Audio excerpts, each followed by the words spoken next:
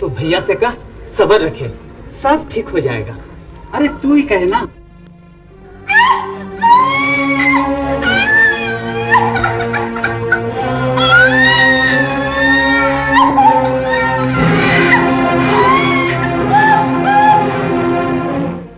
हे सिंह बोंगा, दया कर, सभी को जीवन दे। घबराओ मत सुगना भैया, भगवान सिंह मोगा बहुत दयालु, सब ठीक हो जाएगा। आज कौन सा दिन है रे पासना? बृहस्पतिवार। बेटा हुआ है, सिंह बोंगा की कृपा है, सब ठीक है। ये जो आकाश में तारा जन्मा है ना, इससे लगता है यही हम सबका आबा बनेगा। पागल हुए हो तुम दोनों? क्यों? घर में चावल नहीं, ठीक तरह से कपड़े नहीं, ऐसे घरों में देवता जन्मते हैं क्या? देख लेना बड़े भैया, यही हम सबका आबा बनेगा, यही उद्धार करेगा। बृहस्पतिवार को जन्मा है ना, इसका नाम होना चाहिए बिरसा। बिरसा? बिरसा, यही नाम रखा है ना उन्होंने। तू कब बड़ा होगा रे बिरसा? 18वीं सदी के ब्रिटिश कालीन भारत में बिरसा का जन्म चालकाड़ के पास उलिहाद गांव में हुआ।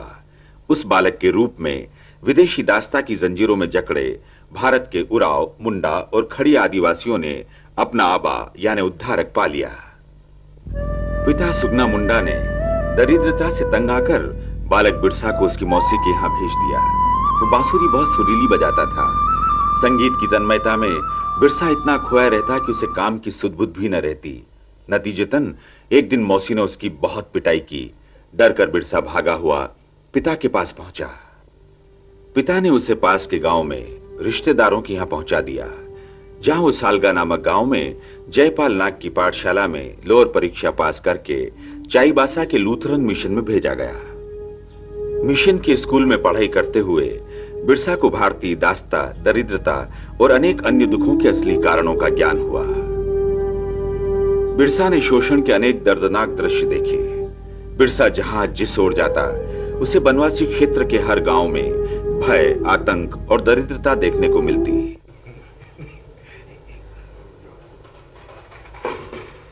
अबे ओए, साहब को बाहर तो आने दे। वो सब लोग आ गए ना? हाँ हुजूर, बहुत देर से बाहर बैठे हुए हैं। हाँ। राम राम भैया। राम राम। तुम लोग किस गांव के हो? मैं तुम्हारे गांव का कंटा मुंडा हूँ। मैं बुर्रा का माजी उराव। मेरा नाम तोरा मुंडा है, गांव बुरु। मैं बेलिया तोरपा गांव का रहने वाला हूँ, और ये है तीरी। मेरा नाम बिरसा है, बिरसा मुंडा। तुम लोग यहाँ किस काम से आए हो? देखता नहीं, साहब लोग बैठे हैं, इतनी सारी फौज खड़ी है। सलाम साहब। राम राम साहब। Well well, all right all right. Please बैठिए। साहब, रात कैसे गुजरी आपकी? मेरा मतलब है, how was your night? Yes sir. टेक से आराम किया। Very good sir, very good. Well, शिकार का बंदोबस्त किया? Yes sir, yes sir. Hey, वो लोग आए? जी साहब। उनको लाइन में लगाओ, हम अभी आते। बहुत अच्छा सर। जय साहब। चलो खड़ा हो जाओ, खड़ा, ठीक से लाइन बनाओ, चलो। तू कंटा है ना तमाड़ का? जी सरकार। तेरे गांव से जागीरदार साहब को 2 घोड़े चाहिए। जो हुक्म मालिक। और तू बरू का तोरा मुंडा है ना? जी सरकार। कल 4 आदमी भेजना थाने में, और साथ में पालकी भी भेजना। हमारी मिसेस जगन्नाथपुरी दर्शन करने जाएंगी। पालकी और आदमी पहुंच जाएंगे सरकार कल सुबह। ठीक है। तेरे यहाँ लड़का हुआ है ना? हाँ मालिक। टैक्स भरा तूने? कल ही कचहरी भर के आया हूँ हुजूर। वो पिछले साल तेरे यहाँ एक लड़का होकर मर गया था ना? हाँ सरकार। वो क्या था? सरकार, मेरे यहाँ तो खाने के भी लाले पड़े हुए हैं। अरे उससे कोर्ट कचहरी को क्या लेना? आज क्या दिन है? शुक्र। अगले शुक्र तक भर देना, समझा? जी हुजूर। और तू कौन है? मैं दाऊद। नहीं, मेरा मतलब बिरसा मुंडा। यहाँ क्या कर रहा है? कुछ नहीं, ऐसे ही। कुछ नहीं? अरे चल यहाँ से, चल। सुना तुमने? साहब आए हैं। उनके लिए शिकार का इंतजाम करना है। 2 बकरे चाहिए, मचान बांधना है और कम से कम 50 हाके वाले होने चाहिए, समझे? गोरे साहबों और उनकी दास्ता में आत्मसम्मान बेच चुके काले भारतीय जमींदारों जागीरदारों के अन्याय की प्रतिक्रिया युवक बिरसा पर हुई और उसने दृढ़ निश्चय किया कि वो विदेशियों की नौकरी कभी नहीं करेगा। इस पर उसके पिता बहुत नाराज हुए।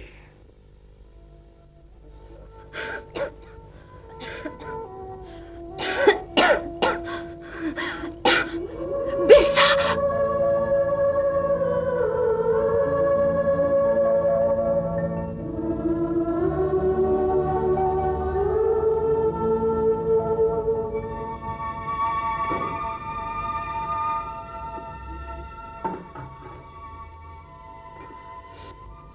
कुछ नहीं है, कई दिनों से कुछ भी नहीं है। कुछ भी नहीं है बेटा, हम लोग पत्ते उबाल कर और पानी पीकर जी रहे हैं। तू साहब की चाकरी क्यों नहीं कर लेता? ये साहब की नौकरी क्यों करेगा? हाँ? और तुम ही इसे आबा कहती थी ना? ये हमारा आबा है, ये हमारा उद्धारक है, ये हमारा उद्धार करेगा, ये हमें भूखा मारेगा, ये भूखा मारेगा हमें। निकल जा यहाँ से और इन्हें भी ले जा, इनसे भूख नहीं मिटती हमारी। चला जा इस घर से, निकल जा इस घर से और ये पुस्तकें भी ले जा। इन पुस्तकों से हमारी भूख नहीं मिटती, इन्हें भी ले जा।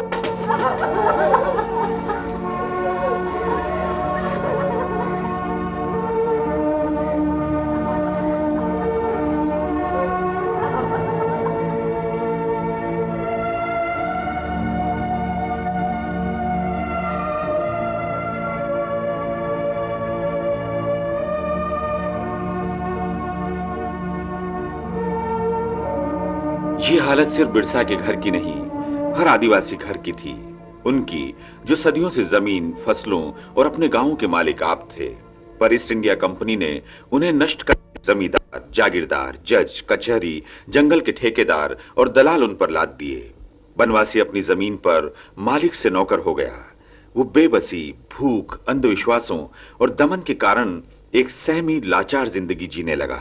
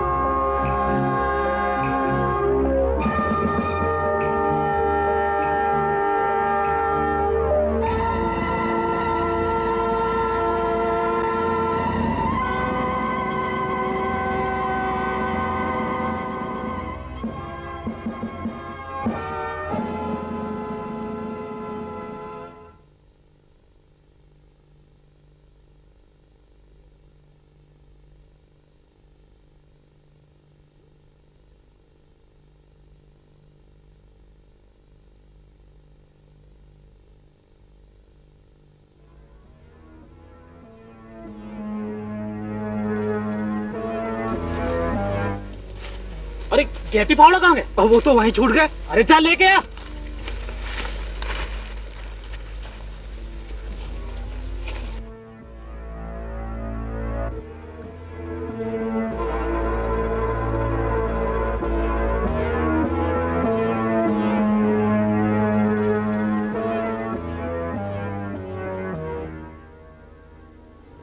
और तुम?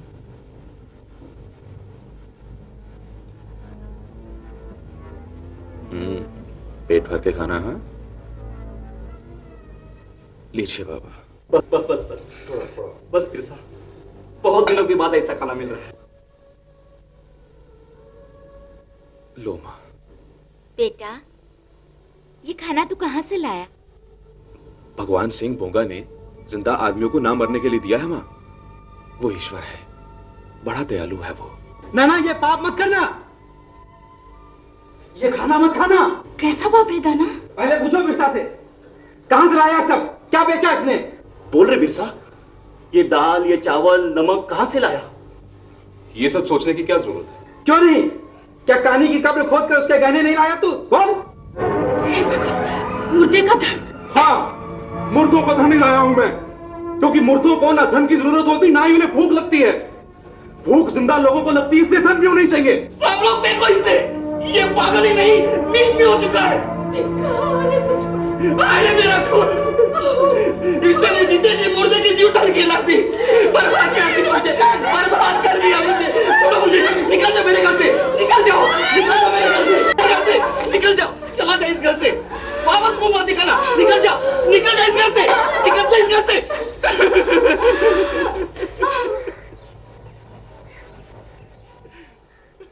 ये घटना सन 1858 के उस दौर की है जब आजादी के लिए फिरंगी से जिहाद छिड़ा हुआ था।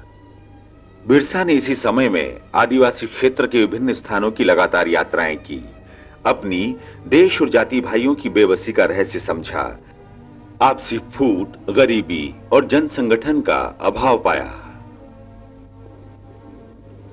उसने उरांव, मुंडा, खड़िया आदि वनवासी मुखियों से भेंट की, उन्हें जागृत किया, शोषित पीड़ित आदिवासियों में ज्ञान और शक्ति की ज्योति जगाई।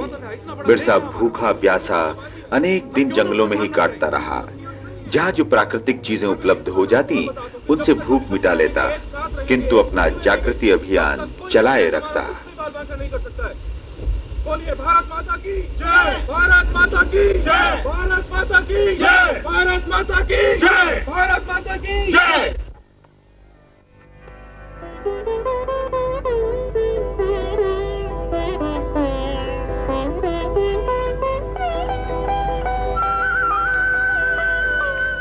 प्रणाम।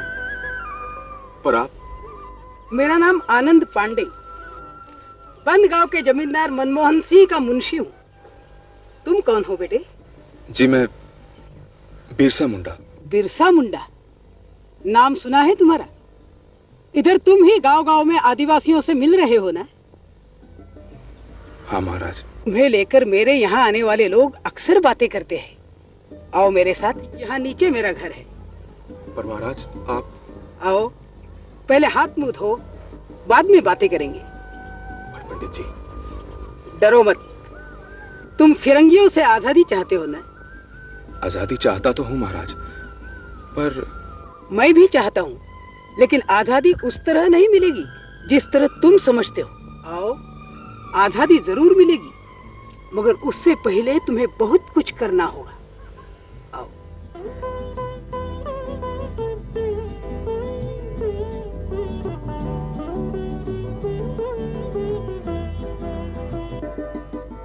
और इस तरह आनंद पांडे की संगति में बिरसा ने बहुत कुछ सीखा, समझा। यहीं उसने रामायण, महाभारत, गीता आदि धर्म ग्रंथों से संस्कृति और समाज की बुनियादी शिक्षा प्राप्त की। बिरसा गहन अध्ययन करता गया और इस अध्ययन के साथ साथ उसने स्वतंत्रता के लिए युद्ध करने के पहले आदिवासी समाज में वैचारिक जागृति पैदा करने पर विचार किया।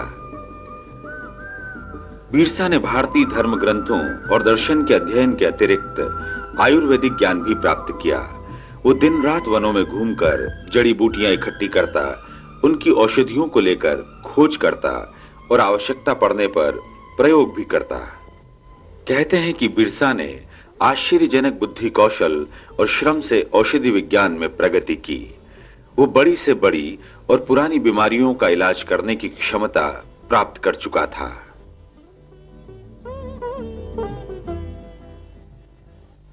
अरे बिरसा तू? अरे भाई बिरसा आ गया, बिरसा आ गया भाई, बिरसा, अरे बिरसा, अरे बिरसा आ गया, बिरसा आ गया, बिरसा, कितने दिन कहाँ था रे तू बिरसा?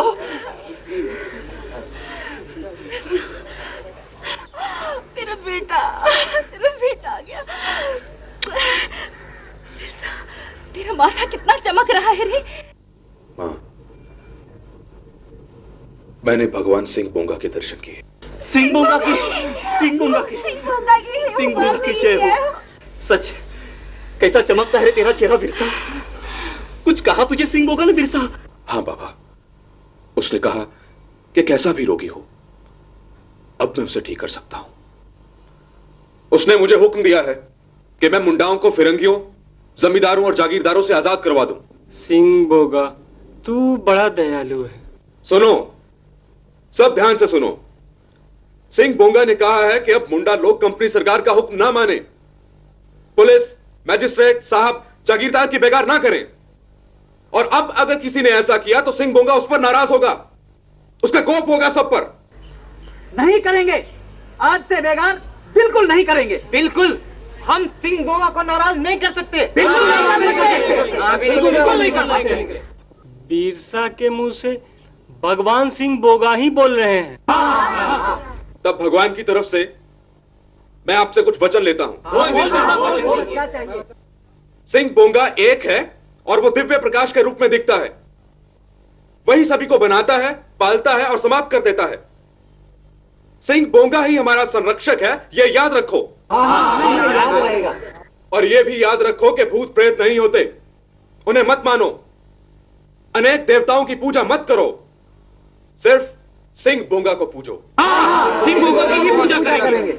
सिंह बोंगा किसी भी पशु की बलि चढ़ाने से नाराज होता है। अच्छा, हम सब भूल करते रहे। हमें तो पता ही नहीं था। हाँ हाँ, लेकिन अब नहीं करेंगे। बिरसा कहता है तो आप नहीं करेंगे। नहीं करेंगे। और सुनो, देवताओं की पूजा सिर्फ चावल और पाई से करोगे।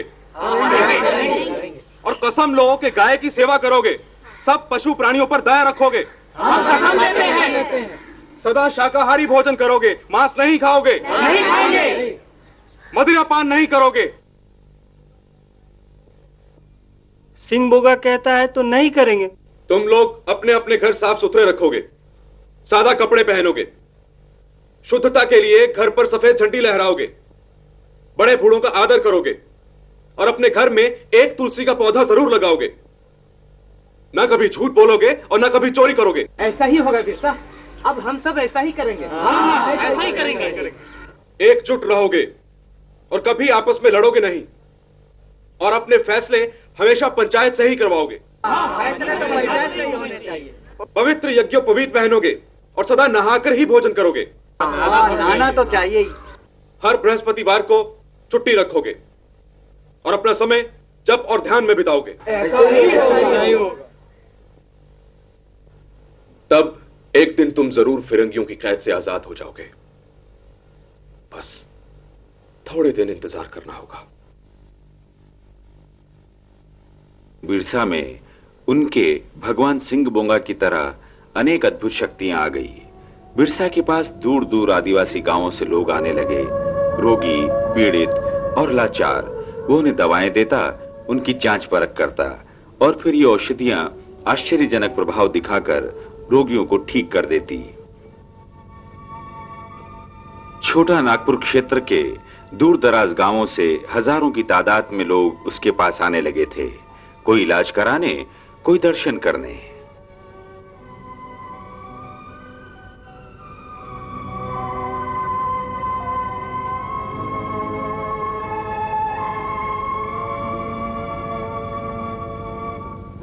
तमाड़ के दारोगा ने प्रभावशाली होते जा रहे बिरसा को लेकर डिप्टी कमिश्नर को शिकायत की। एक ओर अंग्रेज सरकार ने बिरसा के खिलाफ कार्रवाई की और दूसरी ओर बिरसा ने असहयोग आंदोलन की घोषणा की, जिसके तहत समूचे इलाके में फसल नहीं बोई गई। तो क्या बोलना चाहते थे? हुजूर, बिरसा सबको भड़का रहा है। वो कहता है अबुआ राज एते जना, महारानी राज टूट जाना। क्या मतलब होता है इसका? इसका मतलब है कि महारानी का राज जाने वाला है और उनका राज। किनका? उनका हुजूर, बिरसा का, सारे मुंडाओं का, उराओं का। क्या पकता है तुम? मैं ठीक कहता हूँ हुजूर, सारे ट्राइबल उसके साथ हैं, सारे छोटे बड़े गांव वाले उसको भगवान की तरह पूजते हैं।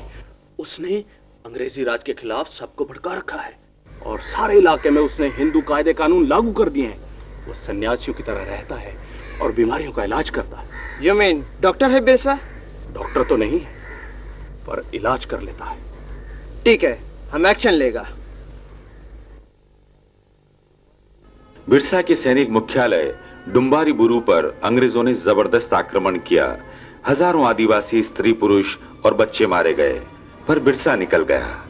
उसने पुनः सेना एकत्र करने का प्रयत्न किया। रोगोती गांव में वो अपनी पत्नी सहित ठहरा हुआ था। अंग्रेजों ने कुछ लोगों को लगा रखा था जिन्होंने बिरसा से उनके अनुयायी के नाते भेंट की और धोखे से उन्हें पकड़वा दिया।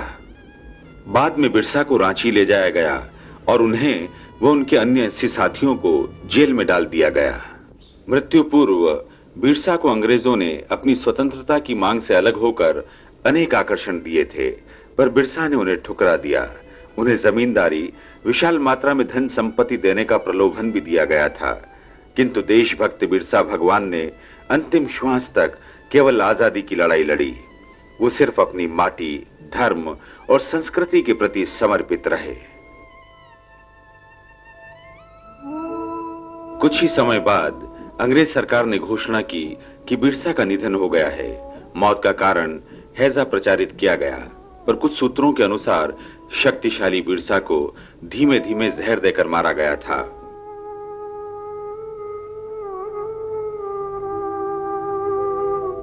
आज तक छोटा नागपुर क्षेत्र के असंख्य आदिवासियों में बिरसा को ईश्वर रूप में पूजा जाता है।